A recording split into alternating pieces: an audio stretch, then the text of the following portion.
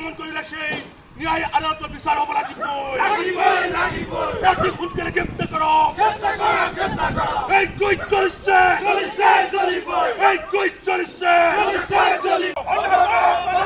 সাংবাদিকক আক্রমণ করা বন্ধ করক আদর্শ সৈন্যক আক্রমণ করার ভেওনীয়া গুণ্ডক অতি সোনকালে গ্ৰেপ্তাৰ কৰক বিজেপি ভেওনীয়া গুণ্ডক গ্ৰেপ্তাৰ কৰক। যি ঘটনা সংঘটিত হ'ল সাংবাদিক নিগ্ৰহৰ নিচিনা ঘটনা সংঘটিত হৈছে।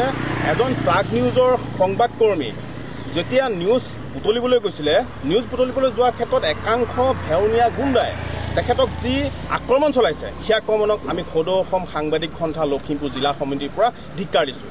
তেখেতসকলক খুব সোনকালে যদি প্ৰশাসনে তেখেতসকলক ব্যৱস্থা নলয় তেতিয়াহ'লে আমি সদৌ অসম সাংবাদিক সন্থাই প্ৰত্যেকখন জিলাতে প্ৰত্যেক সমষ্টিতে আমি গণতান্ত্ৰিকভাৱে প্ৰতিবাদ সাব্যস্ত কৰিম বুলি আমি ঘোষণা কৰিছোঁ। আৰু এটা কথা কওঁ, প্ৰাগ নিউজৰ যিগৰাকী সাংবাদিক আছিলে, সংবাদকৰ্মী আছিলে, তেখেতে এটা নিউজ পৰিৱেশন কৰিবলৈ গৈছিলে। নিউজ পৰিৱেশন কৰিবলৈ যোৱা অন কেমেৰা তেখেতক প্ৰহাৰ কৰিছে, লাঠি জোং লৈ প্ৰহাৰ কৰিছে। যেন তেখেত এজন সংবাদকৰ্মী নহয়, মানুহ নহয় তেখেত, এনেধৰণে প্ৰহাৰ কৰিছে। পিঠিখন চাবই নোৱাৰি। এনেধৰণৰ নিৰ্লজ্জ ঘটনা সংঘটিত কৰিছে একাংশ দুষ্কৃতিকাৰীয়ে। সেই দুষ্কৃতিকাৰীসকলে ক'ত সাহস পাইছে, কোনে তেখেতসকলক অৰিহণা যোগাইছে, সেয়া কিন্তু ডাঙৰ প্ৰশ্ন। সেইবিলাকো আমাৰ সন্মুখলৈ আহিব লাগে। কোনে তেখেতসকলক উচতনি কোনে দিছে, কিহৰ কাৰণে দিছে? এজন সংবাদকৰ্মীয়ে সংবাদ পৰিৱেশন কৰিবলৈ যোৱাৰ ক্ষেত্ৰত কিহৰ কাৰণে এনেধৰণৰ বাধা প্ৰদান কৰিবলগীয়া হৈছে, বাধা পাবলগীয়া হৈছে, সেয়া কিন্তু সংবাদকৰ্মীসকলে প্ৰত্যেকজন সংবাদকৰ্মীয়ে প্ৰতিবাদ সাব্যস্ত কৰিব লাগে। আজি আমি প্ৰতিবাদ সাব্যস্ত কৰিছোঁ, ক'লা বেজ পৰিধান কৰিছোঁ। ধলপুৰ কেন্দ্ৰস্থলৰ পৰা আমি আজি সেই যিগৰাকী 25গৰাকী দুষ্কৃতিকাৰী, সেই দুষ্কৃতিকাৰীক খুব সোনকালে কৰায়ত্ব কৰি উচিত ব্যৱস্থা গ্ৰহণ কৰিবৰ বাবে আজি আমি এই প্ৰতিবাদস্থলীৰ পৰা আমি দাবী জনাইছোঁ।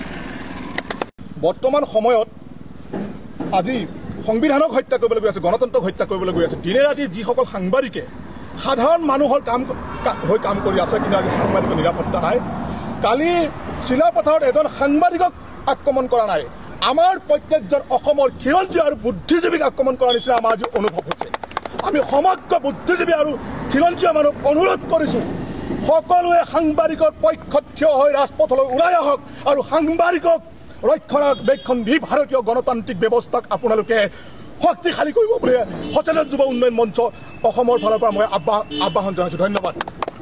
স্পষ্ট কথা, বৰ্তমান শাসনাধিষ্ঠিত বিজেপি চৰকাৰখনৰ দিনত সাংবাদিকসকলক এজনৰ পাছত আনজনক যিদৰে বেয়া ব্যৱহাৰ কৰি আছে বা শাৰীৰিকভাৱে আক্ৰমণ কৰিছে, নিৰ্যাতন চলাইছে, গতিকে এনেকুৱা এই ব্যৱস্থাটোক আমি সচেতন যুৱ উন্নয়ন মঞ্চ অসমে প্ৰথমে আক্ৰোশমূলকভাৱে অতি ক্ষোভেৰে আৰু কঠোৰ ভাষাৰে আমি গৰিহণা দিছোঁ।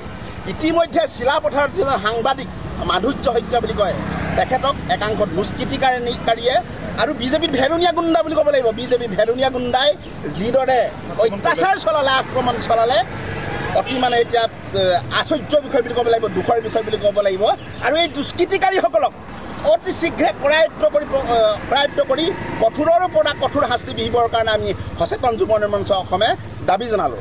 আৰু এটা কথা উল্লেখযোগ্য যে এই সাংবাদিকসকলক বাৰে বাৰে যে বৰ বেয়াকৈ যে অত্যাচাৰ চলাইছে, আক্ৰমণ কৰিছে, এই দুষ্কৃতিকাৰীসকলৰ ওপৰত এনেকুৱাকৈ মানে প্ৰশাসনিক ব্যৱস্থা হাতত ল'ব লাগে।